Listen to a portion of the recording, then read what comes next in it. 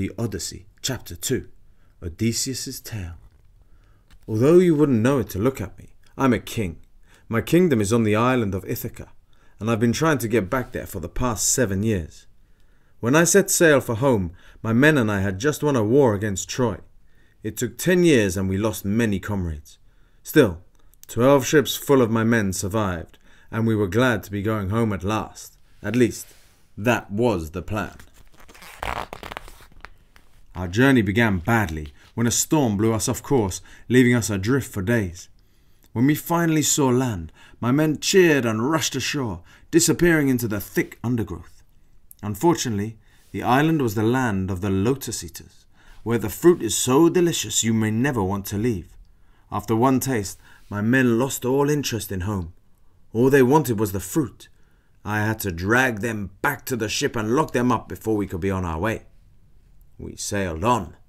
On the next island, we discovered a gigantic cave near the beach. Someone obviously lived there, so I said, "Men, let's wait here to see whose cave it is. Maybe he can give us supplies, or at the very least directions." As it turned out, waiting was a terrible idea. The cave was the home of a Cyclops, a one-eyed giant, and his single eye wasn't at all pleased to see us. As he arrived home with a herd of giant sheep, he roared at us, "Who are you?" He rolled a huge stone over the entrance to trap us inside. "I am Polyphemus, and this is my house. What are you doing here?" I spoke up. "We're weary soldiers on our way back from a war," I said, "and as I'm sure you know, the great god Zeus looks kindly on those who are kind to strangers." I winked at him. "So it's probably a good idea to give us food and water."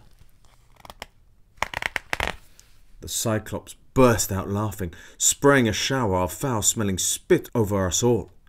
"Zeus! Ha ha ha ha! I'm not afraid of him. My father is Poseidon, god of the seas. Zeus is my uncle." With that, he plucked up 2 of my men in his meaty hands and ate them raw. After a swig of sheep's milk, the monster grabbed another 2.